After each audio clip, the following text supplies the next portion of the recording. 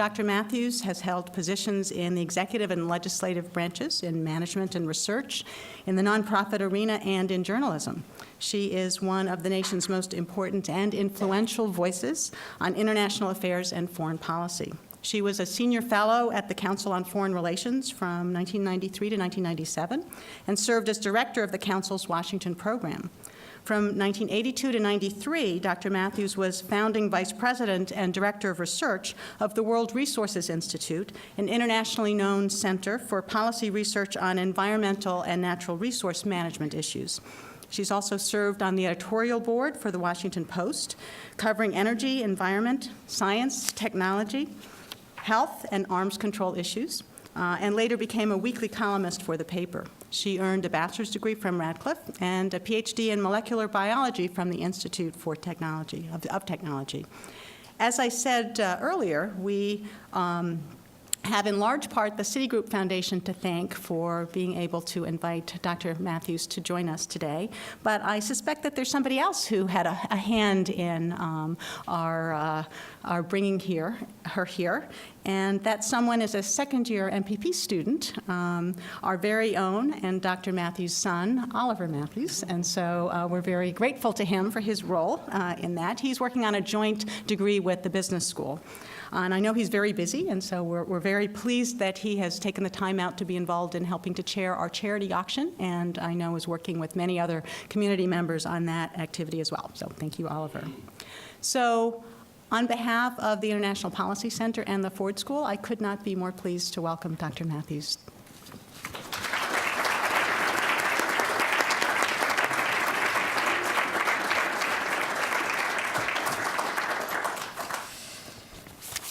Well, thank you, and good afternoon, and thank you, Susan. It's, as someone who spent their whole working life on working on public policy, it's a great pleasure to be with you at one of the nation's leading schools of public policy, and an honor as well, and I thank you for it.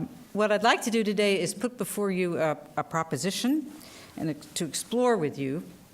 You will see it's a somewhat depressing one. But the outcome is not determined, and in the years ahead, I hope that people in this room, students here at Ford, can play an important role in reversing the trend that I believe that I see. Simply put, I think our country is losing the ability, central to the health and well-being of any state, to address its big problems, to respond to the major challenges that face it. I exempt from this threats from abroad. And we retain an enormously strong sense of patriotic nationhood and a readiness to act against any such threat.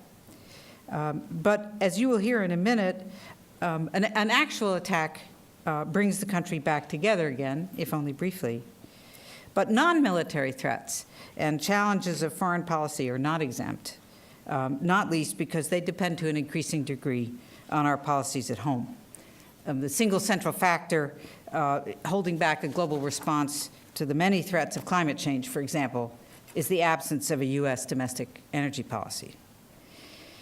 There are many examples in history of empires and countries that for one cause or another have lost the capacity to respond to the problems that they face, and that then fall into decline. And it's not at all impossible that this should happen to us now. But the question, of course, is it happening? And what is my evidence that it is? My criterion for being unable to address a problem is a generous one. To qualify, it has to be a big issue with major implications for national well-being, and its features have to be essentially unchanged and unaddressed for at least a quarter of a century. All but one of the examples that I will cite today have languished actually for far longer than that. Before I describe those, let me set the stage. I'm agnostic to skeptical about the value of most public opinion polling, issue polling, because so much depends on the way the issues are phrased. And as anyone who's ever had to respond to one knows, usually answering is often a matter of picking the least distasteful of 3 or 4 options, all of which sound wrong. But there is one enormously important, I think, poll that's conducted by the American National Election Studies Group here at Michigan and also at Stanford. This group has been asking Americans the same question just about every 2 years since 1958. And the question is, do you trust the government in Washington to do what is right all or most of the time? The results speak volumes about where we are, although they certainly haven't been heard. From 1958 to the mid-1960s, 75% of Americans answered yes to that question.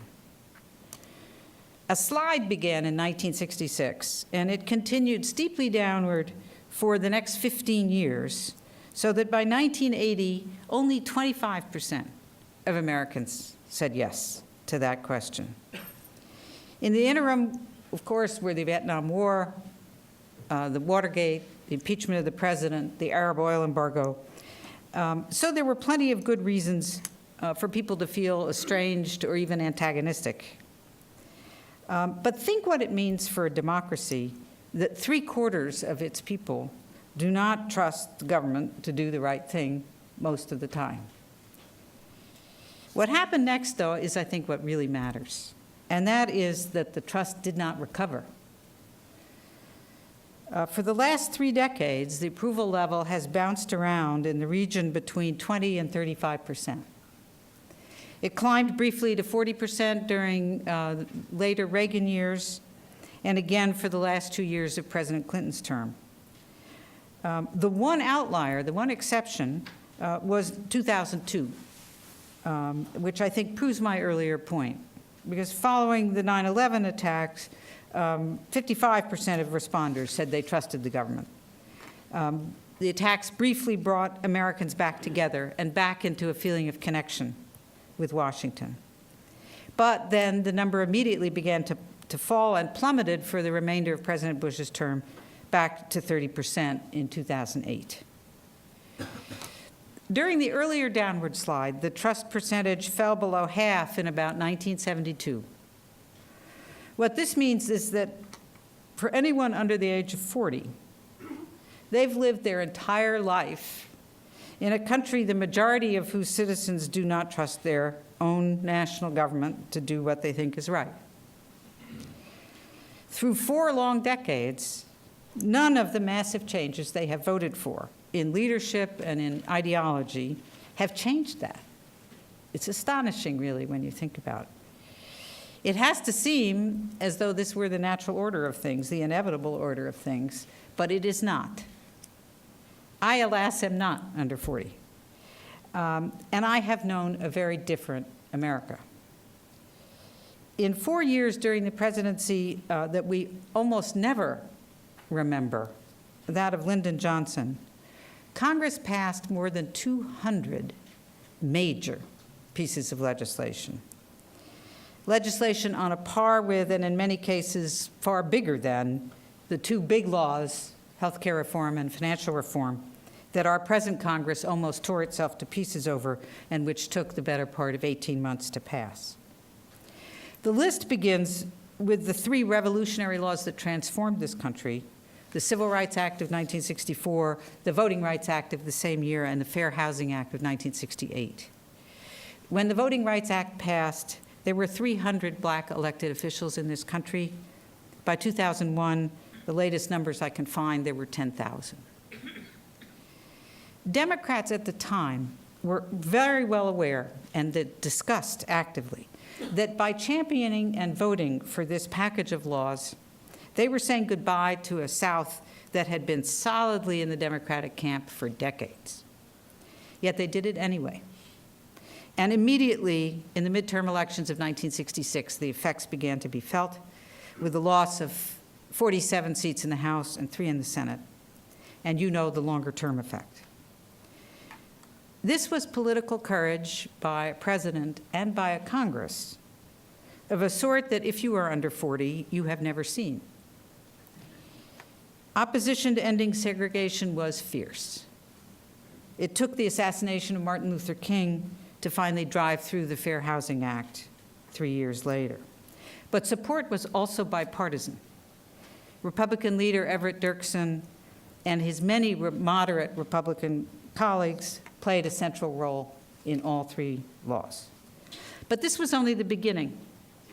Medicare was created in those 4 years, and Medicaid, food stamps, Head Start, 2 new cabinet agencies, Housing and Urban Development and Transportation, also the National Transportation Safety Board, 35 new national parks, the first federal assistance to higher education, student scholarships, grants, loans, work-study programs, and the first to elementary and secondary education, VISTA volunteers, legal services, Job Corps, the National Endowments for the Arts and for Humanities, the Corporation for Public Broadcasting, and the powerful Freedom of Information Act. I'm just skimming the top here. There was much, much more, from urban mass transit to international monetary reform. For those who want to know more about this extraordinary period, I refer you to a wonderful speech given in 2008 by Joe Califano, an aide to LBJ and a former Secretary of Health, Education, and Welfare, entitled "Seeing is Believing." I don't mean to suggest that Washington was always like this. Obviously, it wasn't. We've never seen as good a legislator president as LBJ or as pure a politician in the sense of knowing how to pull the levers of power in order to get a desired result, and we likely never will. Johnson also had the legacy of JFK to build on and his own massive victory over Goldwater as a mandate. But my point is that Washington's ability to act in 1964 and its ability to act today are two completely separate universes. So let me turn to the cases that I think illustrate my proposition. What are these problems we've been unable to address? The first for me is energy policy. For more than 35 years since the shock of the Arab oil embargo, we have been trying and failing to formulate one. We've talked endlessly about energy independence, a goal that is neither feasible nor desirable. What we have done is very little. Automobile mileage standards have been the single major achievement. Congress has wasted untold man-years fighting over symbols, like the pittance of oil in the Arctic National Wildlife Refuge, ANWR. Through 3 major oil crises, the plot line has been nearly identical. When oil prices are low, we ignore surging consumption, just when it makes most economic sense to raise the prices to bring it down. When a crisis hits, we try to boost short-term domestic production through tax incentives at exactly the moment when incentives are redundant in the face of the price spike that caused the crisis. Next, we search for that year's silver bullet, the new technology that will somehow solve all our problems. We've been through oil shale, through hydrogen, fuel cells, ethanol, et cetera. Government subsidies spark investments, sometimes very large investments in these, but the enterprises fail when oil prices fall back and Congress repeals the subsidies. As the price spike ebbs, the efficiency mandates that have worked to bring down demand are weakened or abandoned, and consumption starts to rise again. Soon the cycle repeats itself, and we again pay to foreign suppliers through higher prices what we might have paid to ourselves in a targeted tax spent for domestic benefit. Why is this? There are 3 reasons. First, a deep unwillingness to confront the necessity of raising energy prices. The stranglehold of special interests, in this case energy interests, over Washington, and a strange national blind spot about energy demand. States, notably California, of course, but others as well, have been able to act, but you cannot make a national policy state by state. We've been willing to do almost anything, but face the prospect of sustained high energy prices. In 1973, there was talk of invading Saudi Arabia. Rapid deployment forces for use in the Middle East were funded. We've been willing to endure inflation and other unnecessary economic pain. But we've never seen the political courage to explain the truth to the American people. The mere word tax is enough to frighten away the politicians of our era, even though the revenues could be refunded completely in any number of ways. It has been 17 years since we last raised the gas tax, during which time the cost of building and maintaining our highways and transit has risen by 40%. In Europe today, the gas tax is between $4 and $5 per gallon, the tax.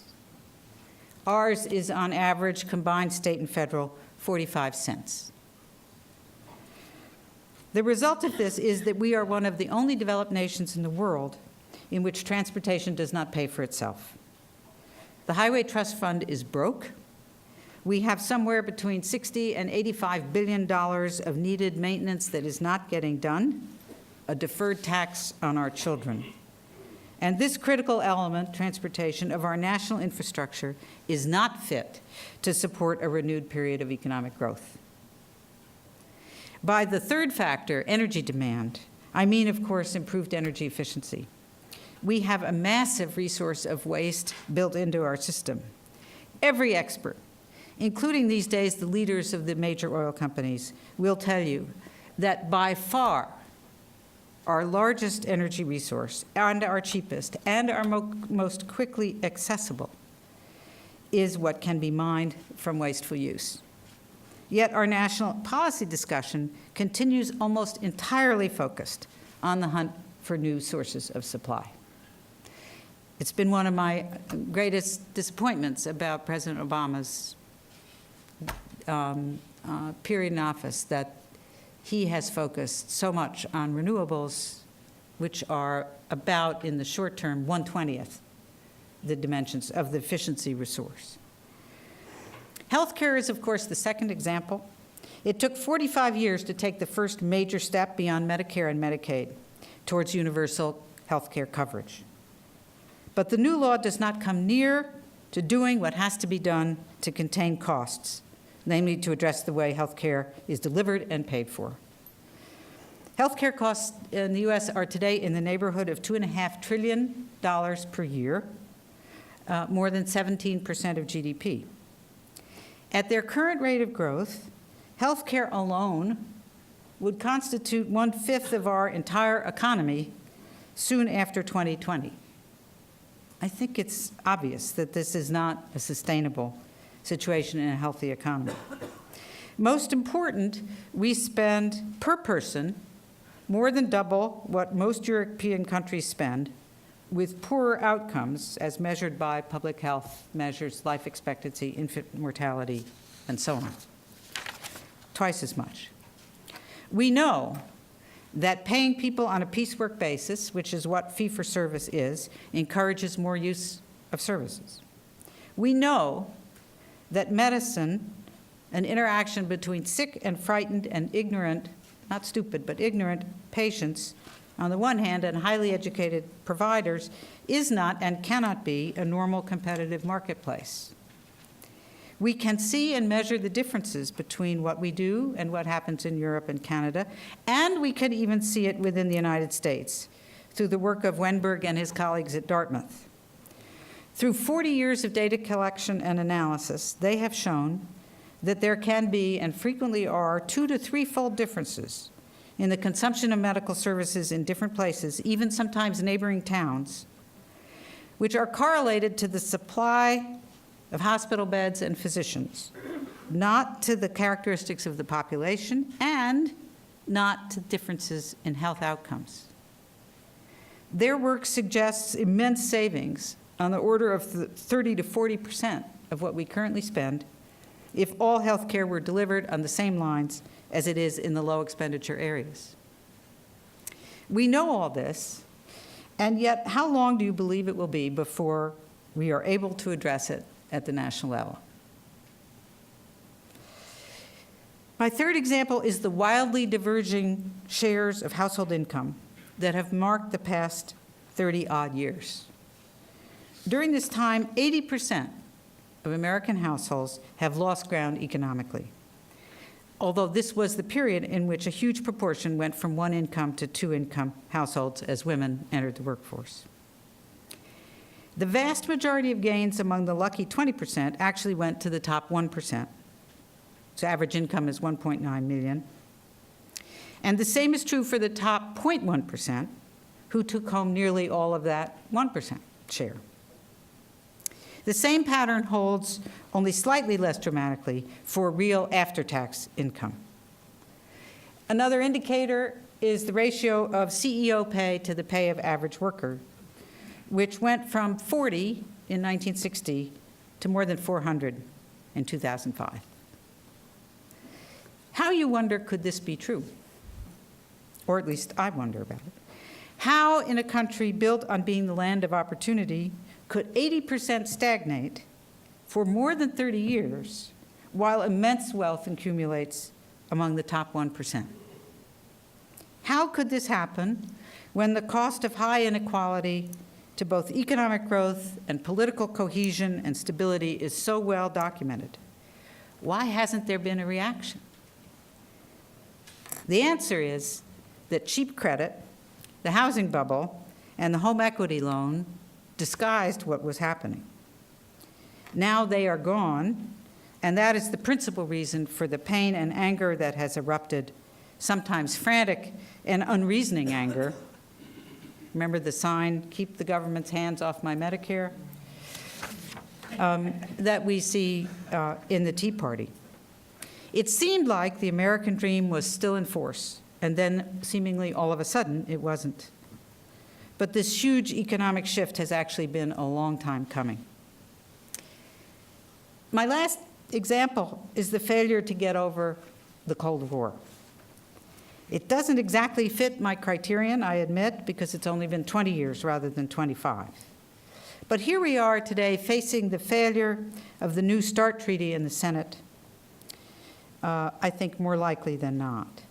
On its merit, the treaty is unimpeachable. It has been endorsed by virtually every Secretary of State, Secretary of Defense, and National Security Advisor of both parties for the past 3 decades, and unequivocally and unanimously by the current military leadership. I'm talking about endorsements from Secretaries George Shultz, Kissinger, Powell, Schlesinger, Scowcroft, Stephen Hadley, all Republicans, all have endorsed it. The questions that have been raised through 18 Senate hearings have been answered. There's no constraint on future missile defenses. The nuclear triad is preserved. Inspection and verification is robust. And yet the administration has to keep promising more and more money to modernize our nuclear weapons systems, an amount now up to $80 billion, and still Senator Kyle and the obedient Republican votes waiting on his decision is not satisfied. He wants more. The truth that doesn't surface in these discussions is that we don't have a use for our nuclear forces these days beyond deterrence of nuclear attack, and for that we already have far more than enough capability. If the New START treaty is not ratified, the consequences will be far-reaching. There will be no boots-on-the-ground inspection of Russian nuclear forces. There will be no next round of arms control to address the thousands of tactical nuclear weapons in Europe.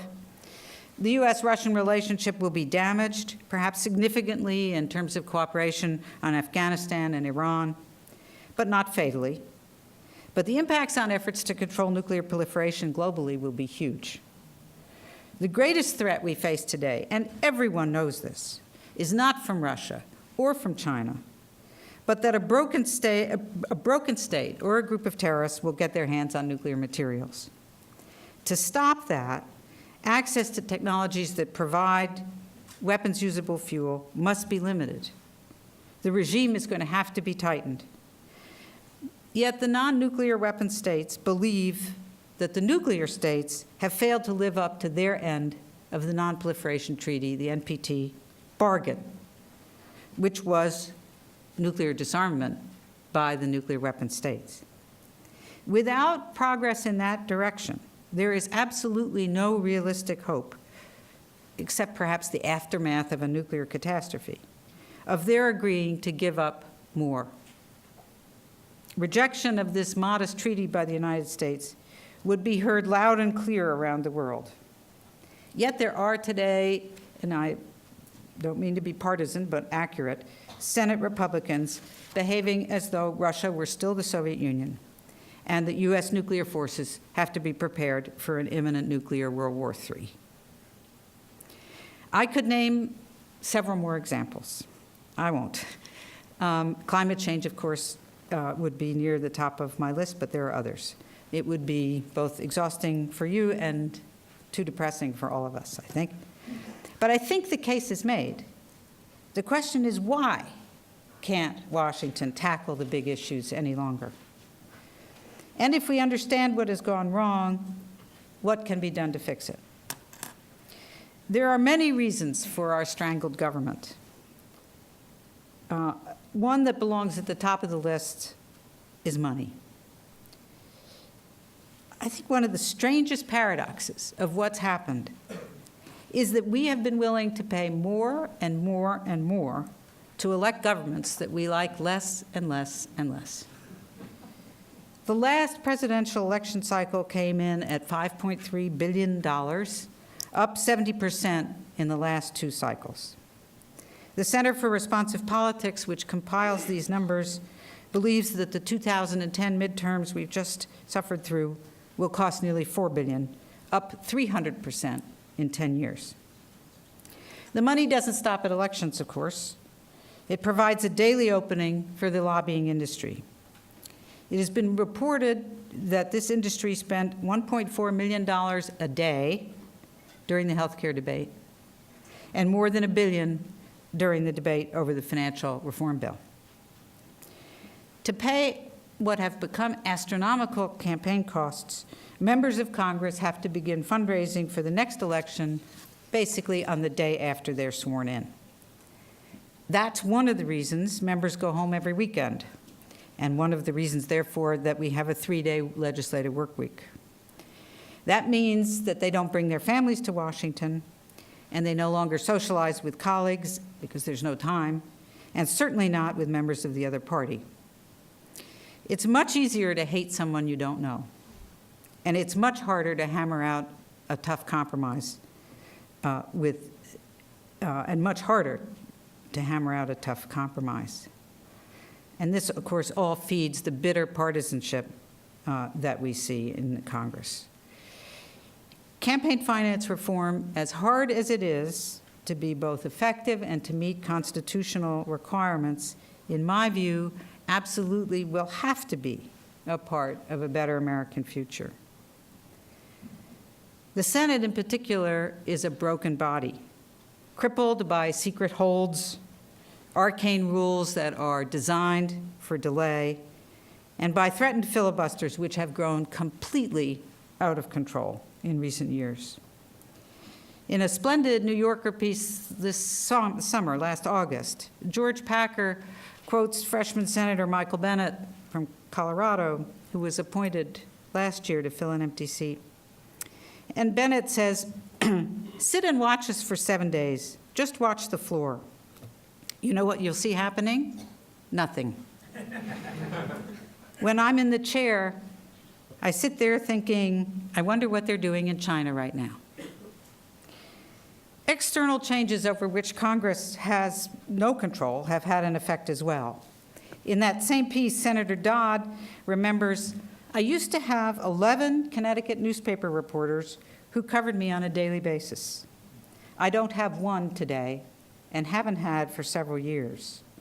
Instead, DC publications," and here he's talking about bloggers and the 5 political dailies, 5 that cover the Hill.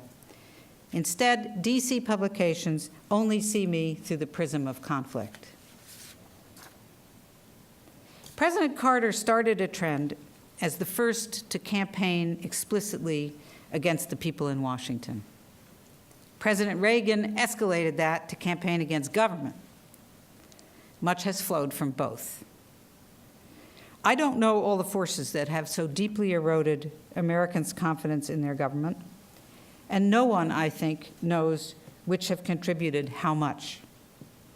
But they have produced a government, I think, that is manifestly smaller, less able, less worthy of respect than this country deserves or needs. I do believe that the diagnosis of what has changed over these last 3 decades, 3.5, and of what it would take to reverse it is by far the most important policy issue we face. The farther backward you can look, Winston Churchill said, like a good historian, the farther forward you are likely to see. And I think that's where we have to cast our mind back over this period. I hope that some of you will contribute to the massive task of figuring this out, providing the answers, and helping to find the solutions. And I thank you for listening and look forward to our discussion.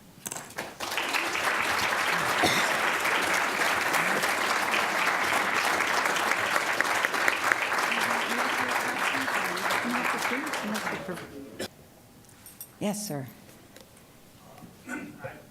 Wonderful talk, and I agree with virtually every word you said, except I think it's too optimistic. Climate change is one that you didn't go into, I'm sure. I think at this point, a large segment of the American people are in the grips of religious fundamentalism, market fundamentalism, constitutional fundamentalism. And as those things play themselves out, and we saw the market fundamentalism play itself out in the financial crisis, I think we're in store for a number of additional crises and problems, whether it's the teaching of evolution, or it's the legality of Medicare, constitutionality of Medicare. Where does it say in the Constitution that we can have Medicare? Where does it say we could buy Alaska? But they won't talk about that. But I think those three fundamentalisms are gaining strength, and I think will be increasingly reflected in the next Congress and maybe beyond. You want me to repeat that, or?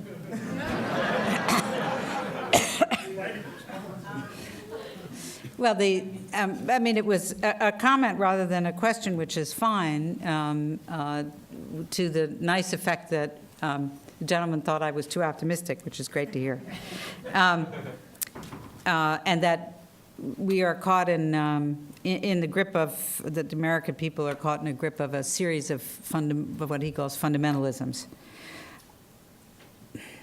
What I sometimes, I think we have to be, I'm an empiricist, so I like to have data, which I've tried to share with you about what's happening. And, it's easy to have strong feelings about what's going on, but I think this is such an important question that we have to know. We have to figure it out with data.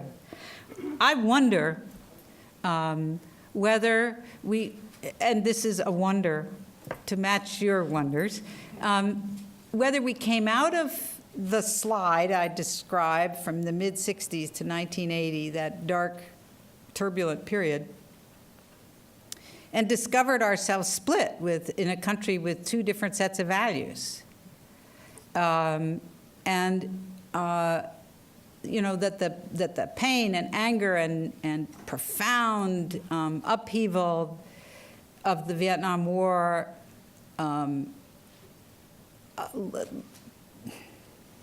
separated us into camps, and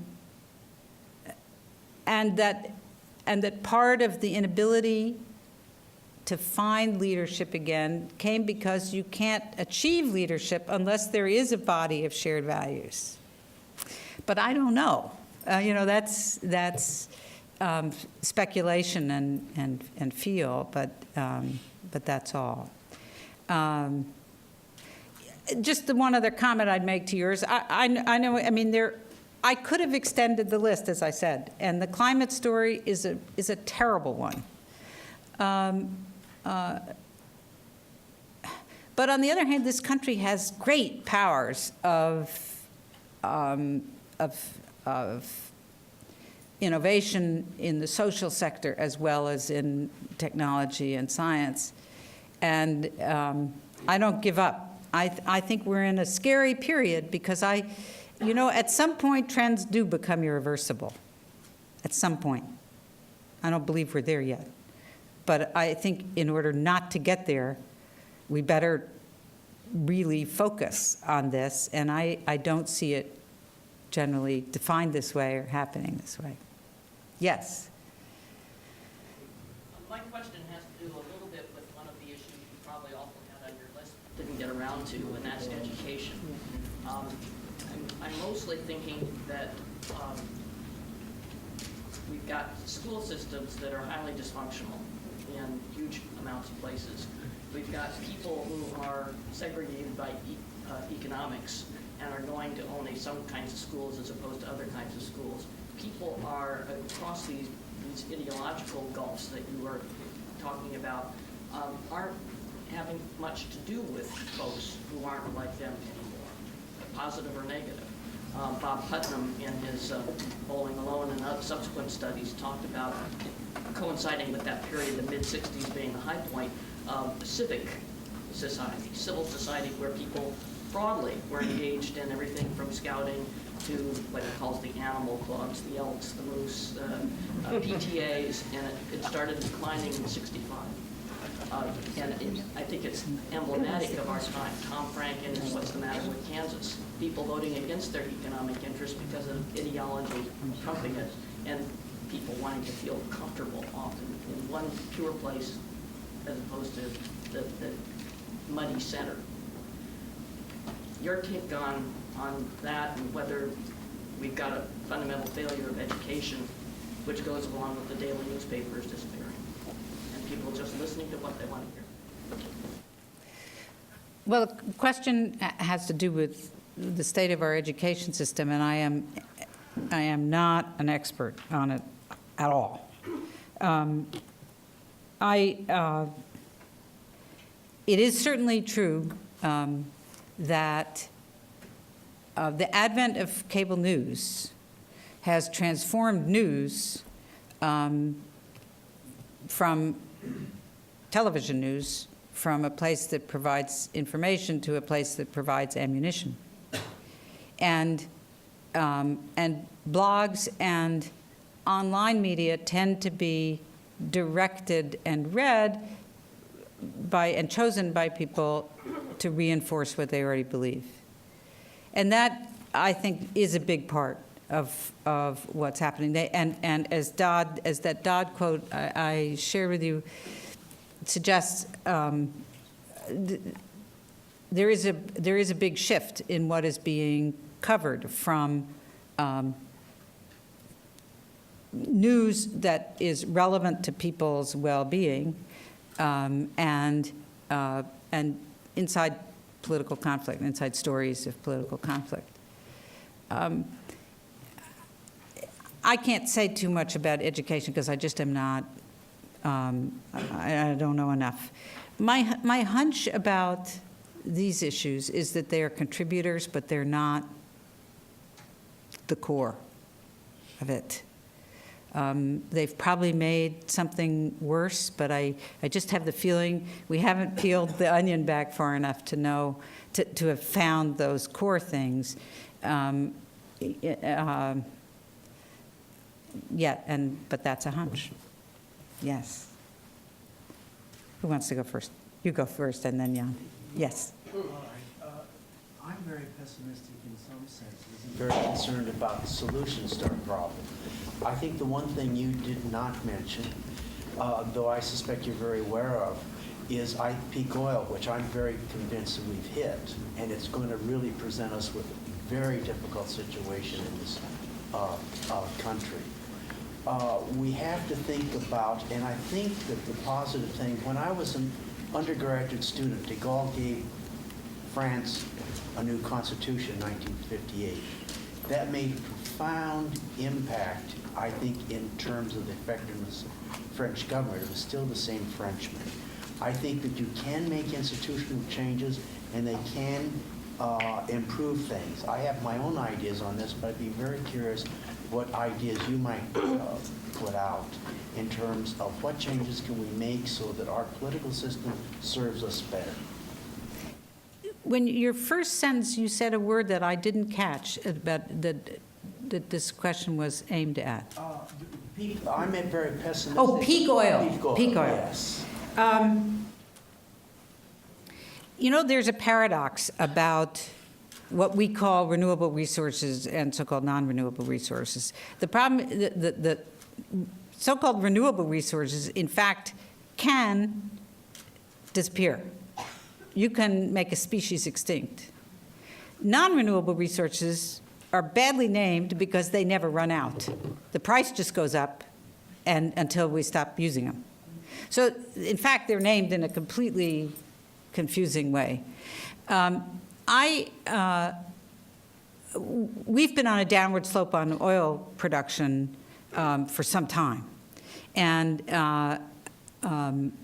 but proven resources are still growing. Natural gas resources are growing steeply. We have a whole new universe in shale gas out there now that could be tapped. The problem I see with energy, and there were a lot of environmentalists worried about peak oil in 1974, is not that we're going to run out of oil. We're not. The problem is oil's too cheap. The problem is we have to choose to price energy at its real cost, which includes climate, which includes other pollution, which includes national security, et cetera, et cetera, et cetera. And if we do that, out there is this gigantic resource. For years, I worked a lot on the ozone issue. And for years and years, in fact, it took about 17 years to deal with the problem of ozone depletion. And people were screaming that there was no possible substitute for chlorofluorocarbons because they were inert and easy to deal with and cheap and abundant and did this wonderful thing in all the uses that they were used for. And there were studies that put the cost of replacing them in billions and billions and billions of dollars. And this fight went on forever. When we finally took action on banning chlorofluorocarbons, there was, after the treaty was finally signed, an international technology fair sort of thing, 3 months after the treaty was signed, and there were more than 300 exhibits of chlorofluorocarbon substitutes. All that technology was sitting in the closet. It existed already. And the cost of banning chlorofluorocarbons has probably been negative. That is, the substitutes have been cheaper.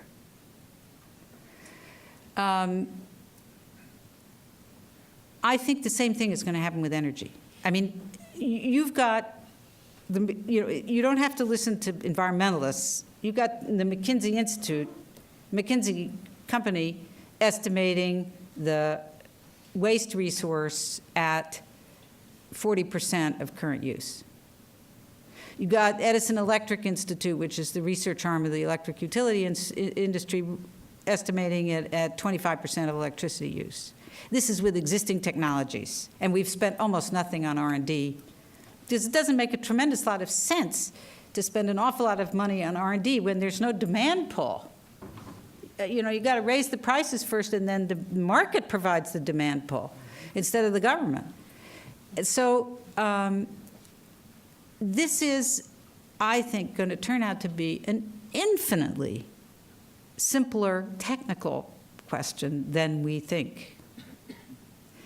The problem is not that it's not out there and that we can't have plenty of energy. The problem is political will. The problem is not the cost to society. The problem is the cost to the existing distribution of winners and losers. There are going to be different winners and losers, and the current winners have a whole lot of political power. Yeah. Yeah, so given that the Carnegie Endowment and you yourself work globally, I wonder if you can give us a little comparative international perspective on your argument. In other words, is it just a US problem? Or is it a problem we're facing in other advanced countries as well? I'll give you an example that might lead to that kind of thinking. European countries were trying to pass a new constitution, totally oblivious to the fact that the voters were not on board, and in fact got voted down in France and Netherlands and so on. So is it in some sense a crisis of the Western civilization more broadly, or is it just the US? And if it's differential, does that lead to ideas on how to tackle it, given that there may be examples of countries that have... I don't think it's European. In fact, I'm struck by the opposite. And, you know, I've recognized I'm speaking to a European. But, you know, I think Americans have poo-pooed and missed the importance of the European Union for 40 years. You know, and at every stage as it moved along, every American said, well, it'll never go further. You know, and it will never get a common currency. And, you know, every stage, right? Meanwhile, the United States was trying to balance the interests of Ohio and Vermont, took 15 years on acid rain, while Europe did 8 air pollution agreements, long-distance air pollution, in the time that we fought over acid rain. I think one has to be struck. You know, it's true that the closer you get to the EU, the worse it looks. Looks better from far away. And it's true, as you say, there have been major problems. But I think the fact of it is enormous relative to what we have done in this period, and took an enormous amount of political energy. It's, you know, in fact, I think it has drained an awful lot of political energy out of everything else, and continues to. But you have to be struck by what's happened, for example, in the UK in recent months, you know, faced by a really horrible economic situation. They elect a coalition government. It takes office. It's stable. It is, you know, it is cutting spending in a way that would be completely impossible here. It's talking about adding a 20%, you know, the VAT tax on top of a gasoline tax that is $4.86 a gallon, the tax. So, and I think Europe is responding to, I mean, European countries have made some, you know, as terrible mistakes as did we, but I think there is a degree of readiness to confront it with some things that it's hard for me to imagine there being the political will to do here. So I see a different picture, yes. Hi, I'd be very curious to hear your response or your opinion about the Rally for Sanity that took place a couple weeks ago. 250,000 people perhaps were on the National Capitol. I think that that is a statement of some sort that got very little analysis, and that's an energy that is not being directed necessarily at government. People weren't there. So it's kind of this free-floating energy. And perhaps is that some sort of foundation where we could go, you know, to try to answer some of these things that you raised. And to follow up on your comment about the people, I'm especially interested in nuclear energy issues, nuclear energy law, and to take that power away from the utilities. It's hugely funded, and really have the, you know, create a political will that could actually answer this problem in a much more constructive manner than subsidies for the loan guarantees for nuclear energy companies, in my opinion. Could you, you know, is there some sort of like connection between this free-floating high energy level that went to the National Mall and this need for a political will to shift? I love Jon Stewart, but I have to tell you that I find it depressing that our political leadership is being offered by television entertainers, either on the right, Glenn Beck, or the left. And that's not where it's supposed to come from. So, you know, it's great that after that he answered the Beck rally and showed that the country is not that country completely. But to me, the fact that those rallies happen in that context is a sign of weakness. It's a sign of when something wrong. I wasn't there. I talked to a lot of people who were. It apparently felt really good, but you couldn't hear anything or see anything. So So, anyway, I told you my sense about it. My guess is Stuart wouldn't object to what I just said, you know? That this is a problem. This is not where leadership belongs. On nuclear I could have used as another example. I mean, we have been trying to find a solution for nuclear waste since 1950s, and we don't have one yet, or even close. And I think nuclear has to be a part of our energy mix. And you know, there's lots more that I could say about it, but I don't think it, you know, nuclear is a weird problem because it's never gotten over the circumstances of its birth. That the government said, hey guys, we've got this neat new way to boil water, and it's easy and it's cheap and it's simple. And none of that was true. And the utility industry, the nuclear utilities grew up with this sort of, when that turned out not to be true, with this kind of chip on their shoulder where they keep thinking people don't understand. And they keep trying to take shortcuts, and it always backfires. It's an industry that could have, it's just not well run. And in a strategic sense, I think, and could have been, and could well be, you know, so, yes. Yeah, I was keep wondering about this survey you talked about. I forget when they started 58 or Yeah. so. But having been a war baby myself, I'm wondering, and where after the war, the United States had absolutely no competition with our industry. I wonder if part of this response you're hearing is a frustration of people trying to figure out where the United States now has lots of competition, and, you know, a frustration of people with different economic outlook maybe, or trying to figure out their place. So, I don't know. It could well be true. I'm sorry. The question had to do with whether in the 1950s, as early as the 50s and early 60s, whether with the U.S. world economic dominance, whether that was a heavy influence in this, in the 75% of people who felt good about the government. I think that's true. You know, we've had a post-war policy designed to spread economic growth. We've invested an awful lot in the growth of other countries, and we succeeded at some cost to ourselves. It was still the right thing to do. But you may be right, and it may also have been partly the afterglow of the war still. Things take some time to fade. World War II was a period when the country was together. I mean, that's the one thing about wars. They tend to do that in societies. And, but we also have to remember the 60s were a terrible time. You know, our cities were burning. People were being assassinated. It wasn't just the happy afterglow of World War II or a period of, you know, of great economic well-being. Yes?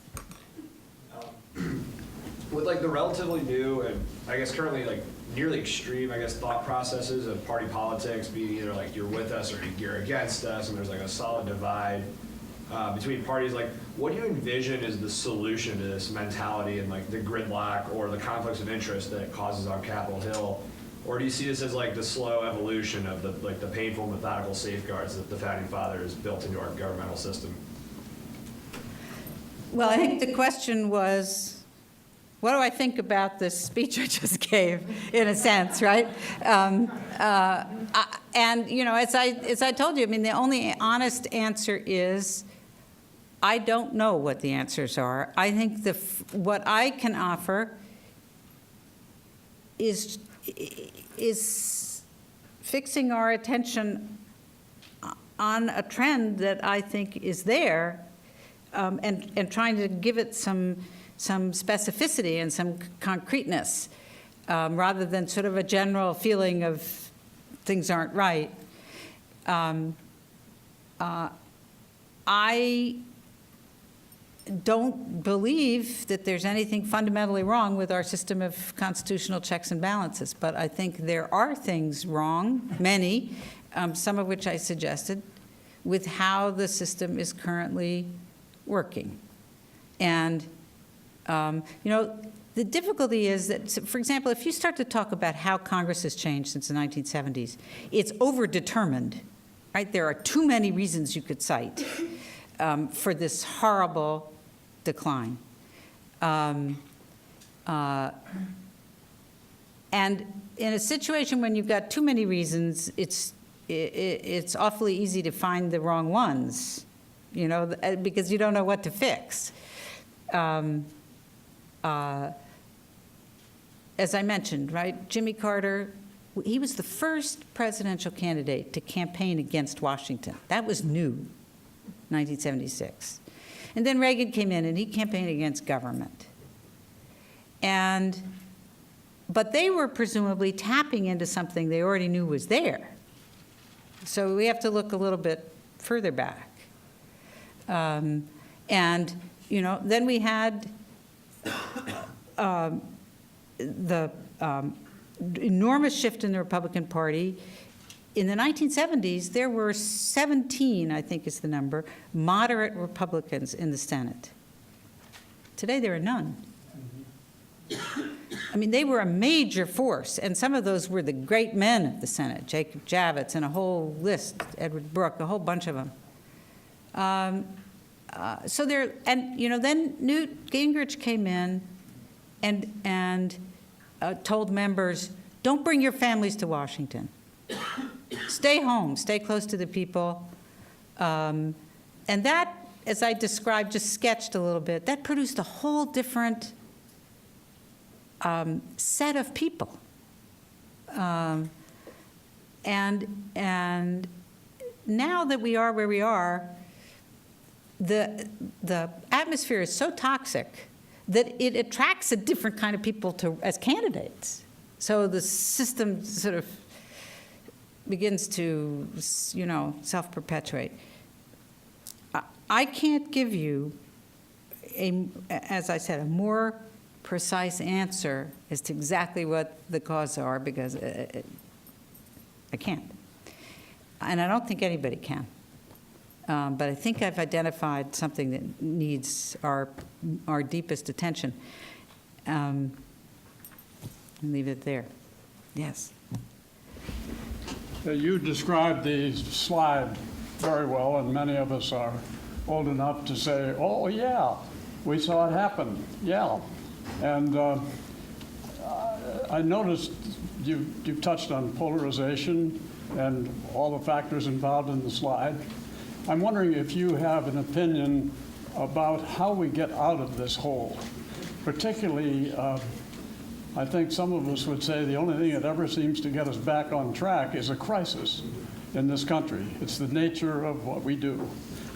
Is there more possibility than a crisis like 9/11 to get us back on the right track, or what do you see? Should I repeat that? So the question was, how do we get back on the right track?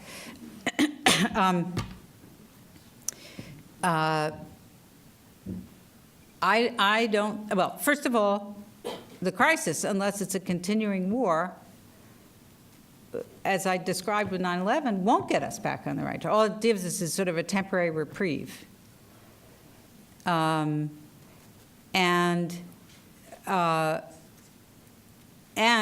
it brings its own real risks, waterboarding and, the rebalancing of civil liberties and the things we know about. I'm very much afraid that were we to have another terrorist attack, the country's reaction would be a repeat of what happened in those respects, far, far worse. I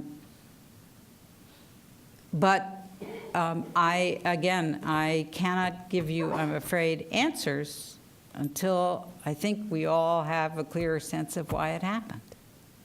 And there I can only guess. So, Yes. You seem to make a big deal about this problem that congressmen, specifically House of Reps, are spending more time at home instead of in Washington, but Senate too. Senate as well. Yeah. Isn't that advantage some? Aren't they supposed to be representing their district instead of the nation at large? I mean, they're represented for their district, and in order to see the problems their district needs to face, shouldn't they be home most of the time to actually see what their district needs? Well, hopefully, they knew what their district needed before they ran. But, you know, I mean, here's what their life is like. They go home. Remember, when I worked on the Hill, members of Congress lived in Washington. Their families were in Washington. So their work week, except when they went home, which was depending where they lived from time to time, was a 7-day work week in Washington, which included, as I mentioned, time to know both their colleagues in their own party and in the other caucus. Now, they leave their families home. They camp out in these terrible living conditions, in kind of dormitory-like conditions in Washington. They tend to arrive back at sort of midday Monday, and they're gone at the end of the day Thursday. And the people who come from Montana and Alaska and Idaho, they go home too every weekend. And I don't know what the percent is. I was about to say half of what they're doing is fundraising. And I think your point is perfectly valid. I think that there is a balance. They do have time for town halls and meeting and hearing what their constituents want. But their job is not just reflecting what their constituents want. Their job is voting for what they see as a national interest. And that, I think, is more and more missing. Yes. Do you think there's something we need to look at about the evolution of democracy? Something that we don't yet understand about a system of government that we've had for several hundred years that has been shifting and moving, and perhaps in ways that we don't understand no longer reflects the needs of our people, or that our people are no longer educated to understand the basic values of democracy? Wow. Well, the question was it was very eloquent. Is there something about the basic nature of democracy we don't understand, and the changing conditions, and particularly perhaps that Americans are not adequately educated for being citizens in a democracy in these conditions? And that values have changed. I am sure, not sure, my hunch is that values have changed. I don't know exactly how and exactly why. I don't know, for example, whether fewer Americans today understand the requirements of democracy, know the basics of their government, et cetera, than did 40 years ago. I don't know, and I don't know if the data exist. I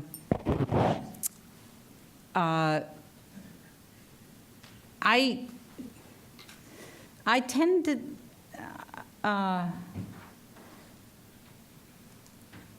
clearly, I'm a scientist originally, and so I like to do experiments where one variable changes and everything else is held constant, and unfortunately we can't do that.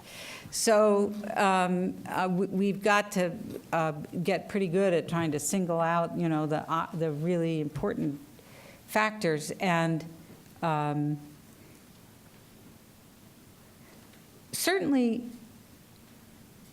the sense of anger and frustration with Washington, not with all government, because it isn't visited against state and local government. I was saying earlier in a conversation this afternoon, it's really striking that, especially the Western states, they do not elect ideologues as governors. They elect moderate people as governors, and then they send these ideologues to the Senate to walk around in cowboy boots and talk crazy stuff. But they don't want them at home making decisions that have to do with the highways and their, they don't. And you can look at this, it's a nationwide pattern. And the same is true with local government, right? So what is so troubling is that the sense of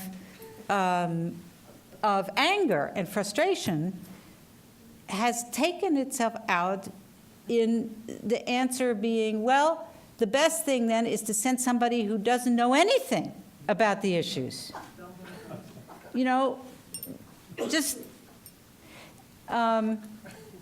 I don't think that the electorate, this would be an interesting question, they're going to elect somebody like that to be governor? I doubt it. So that's a horrible thing because there are a whole bunch of decisions only the national government can take. And if we got a bunch of people who think that the right approach to it is not to know anything about the issues, because that's simpler. Give me half the facts, I need to make a quick decision. What's going to be the outcome there? Yes? You've said that you don't think we can suggest any solutions to the problems that you've posed so eloquently until we know what caused them. And I guess I would argue that we can't afford to wait. I once had a boss who said, don't bring me a problem unless you also bring me a suggested solution. And so I'm kind of putting that to you. I get the picture. There have been 7 questions that have asked me for.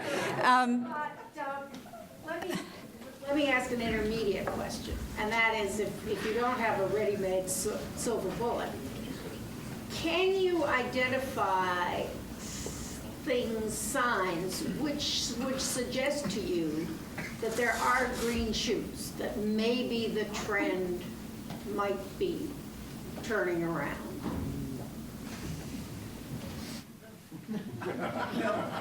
Can you? No, I can't.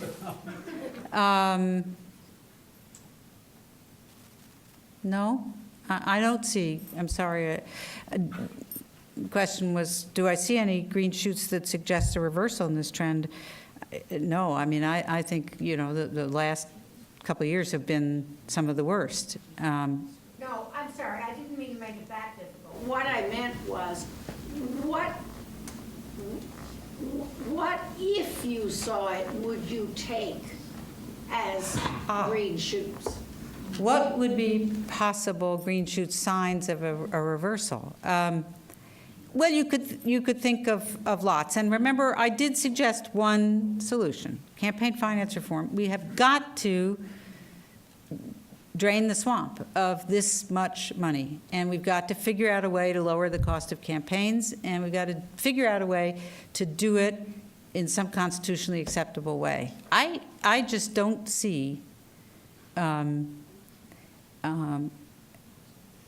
there's, how you arrive at a body able to think in terms of a national interest rather than an accretion of special interests when its lifeblood is daily, the daily need to fundraise. Senators with 6-year terms have weekly fundraising goals.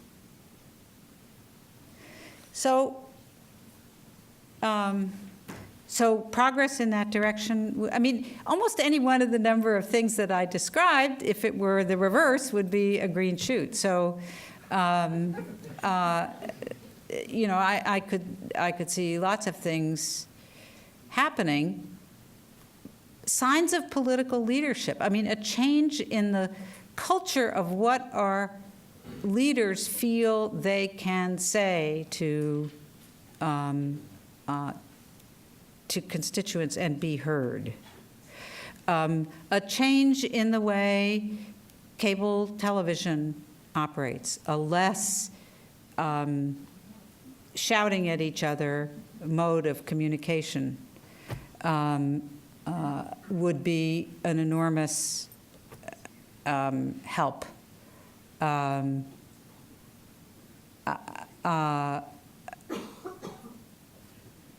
You know, many things, but I just unfortunately don't see them. I'm going to make this the last question. Okay, last question, red sweatshirt.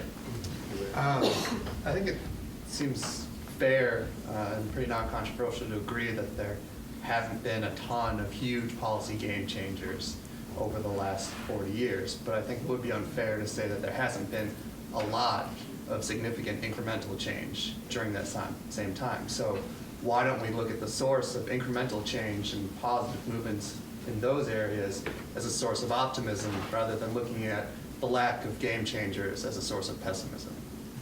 I think that's the question is, why don't we look at incremental change in a positive sense rather than just being depressed by the absence of game changer, major changes in the negative one. I think that's a perfectly fair comment. I mean, when you make a proposition like the one I laid before you today, you